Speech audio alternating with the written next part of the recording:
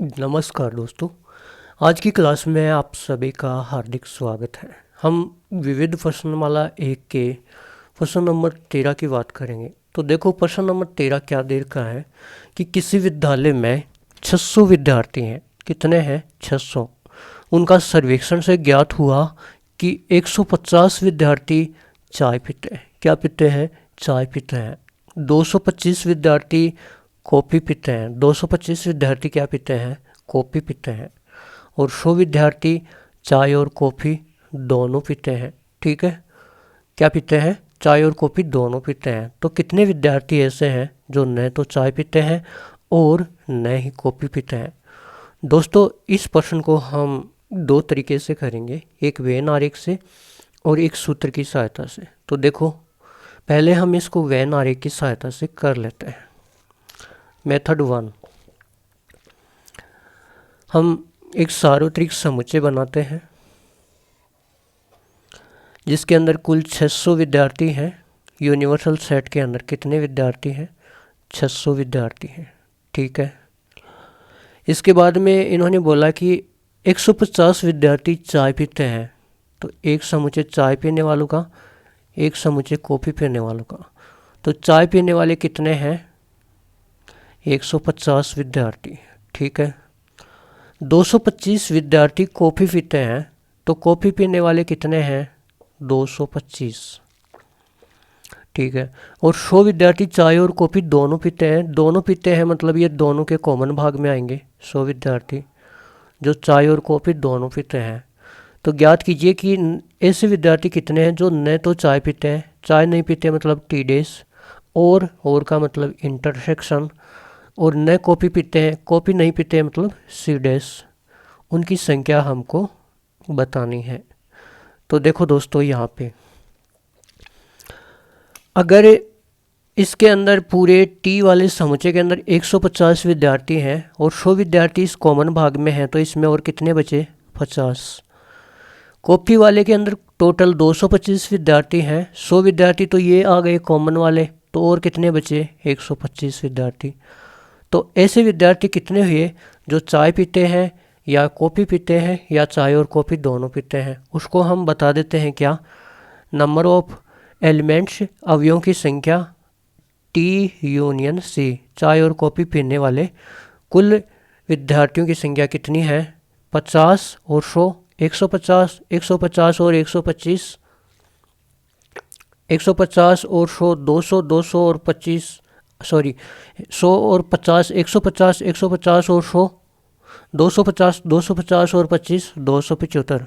ये 275 विद्यार्थी हैं जो या तो चाय पीते हैं या कॉफ़ी पीते हैं या दोनों पीते हैं। तो हमें क्या बताना है कि ऐसे विद्यार्थी जो न तो चाय पीते हैं और ना कॉफ़ी पीते हैं। तो टोटल कितने थे दोस्तों? 600। टोटल कितने थे? 600। उनमें से हम ये जो चाय कॉफ़ी या चाय कॉफ़ी दोनों पीने वालों को माइनस कर देंगे, टी यूनियन सी को हम माइनस कर देंगे। तो 600 में से अगर हम ये 275 माइनस कर देते हैं तो अपने पास क्या बचता है? 10 में से 5 गया 5, यहाँ पे 9, 7 में 9 में से 7 गया कितना? 2, यहाँ पे 5 बचा, 5 में से 2 गया तो 3। 325 विद्यार्थी हैं जो ना तो चाय पीते हैं और ना ही कॉफ़ी पीते हैं। तो एक तरीका तो ये हो गया, वेन आरेख की सहायता से भी हम इसको कर सकते हैं। अब देखो दोस्तों, दूसरा तरीका है कि इसको हम सूत्र से कैसे कर सकते हैं। मेथड नंबर 2 देखिए, टोटल कितने विद्यार्थी हैं? 600। तो यूनिवर्सल सेट में कितने विद्यार्थी हैं? 600। चाय पीने वाले कितने विद्यार्थी हैं? 150। तो टीम में अवयवों की संख्या कितनी होगी? 150। कॉफ़ी पीने वाले 225। तो सी समुच्चय में अवयवों की संख्या कितनी होगी? 225। चाय और कॉफ़ी दोनों पीने वाले कितने हैं? 100 विद्यार्थी। तो टी इंटरसेक्शन सी में कितने विद्यार्थी हैं? 100 विद्यार्थी हैं। तो हमसे पूछा है कि ऐसे विद्यार्थी जो न तो चाय पीते हैं और का मतलब इंटरसेक्शन, न कॉफ़ी पीते हैं सी डेज, इन विद्यार्थियों की संख्या हमको बतानी है। अब देखो दोस्तों, हम ये निकालने के लिए क्या करेंगे, देखो n का मतलब नंबर ऑफ एलिमेंट्स समुच्चय टी डेस इंटरसेक्शन सी डेस में अवयवों की संख्या, टी डेस इंटरसेक्शन सी डेस, इसके बराबर हम क्या करेंगे। देखो जो अपने डी मॉर्गन्स दादा थे उन्होंने दो नियम बताए थे। उन्होंने एक नियम ये बताया था कि अगर टी डेस इंटरसेक्शन सी डेस दे रखा हो तो उसको हम कैसे लिख सकते हैं, क्योंकि हमने डी मॉर्गन्स नियम को अपने तरीके से उल्टा नियम भी बोला था। टी डेस को अगर डेस लगाओ तो डेस हटा के लिख दो, इंटरसेक्शन है तो इसको उल्टा कर दो यूनियन, सी के ऊपर डेस लगा हुआ तो डेस हटा दो तो सी, और पूरे के ऊपर डेस लगा दो। तो इसके बराबर हम ये लिख सकते हैं, ठीक है।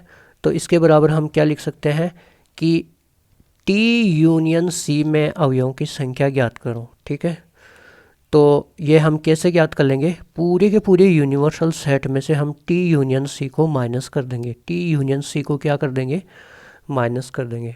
तो देखो ये और ये तो एक ही है, इसके बराबर ये हमने निकाला है। अब देखो टी डेस इंटरसेक्शन सी डेस बराबर क्या हो जाएगा, यू कितना है हमारा 600, उसमें से हम माइनस करेंगे टी यूनियन सी, और इसका हमारे पास सूत्र होता है टी यूनियन सी में अवयवों की संख्या और यू में अवयवों की संख्या। तो ये तो 600 हो गया। अब टी यूनियन सी में अवयवों की संख्या का सूत्र क्या होता है, टी में अवयवों की संख्या प्लस सी में अवयवों की संख्या माइनस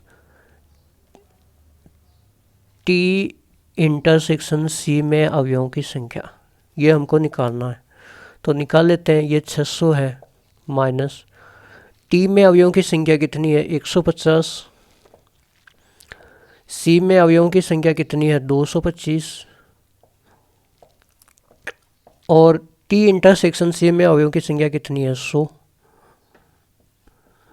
तो इसको हल कर लेते हैं, उत्तर आ जाएगा 600 माइनस 150 और 225 कितना होगा, देखो 200 और 100 300, 350, 350 और 25 375, 375 में से 100 माइनस करेंगे तो 275। अब 600 में से हम 275 माइनस करते हैं, 600 में से 275 माइनस करते हैं तो कितना आता है, 10 में से 5 जाएगा तो 5, 9 बचा यहाँ पे, 9 में से 7 जाएगा तो कितना 2, यहाँ पे 5 बचा, 5 में से 2 जाएगा तो कितना 325। तो 325 विद्यार्थी ऐसे हैं जो ना तो चाय पीते हैं और ना ही कॉफ़ी पीते हैं। तो दोस्तों प्रश्न नंबर 13 को हमने दोनों ही तरीके से किया, वैनारिक से भी और सूत्र से भी।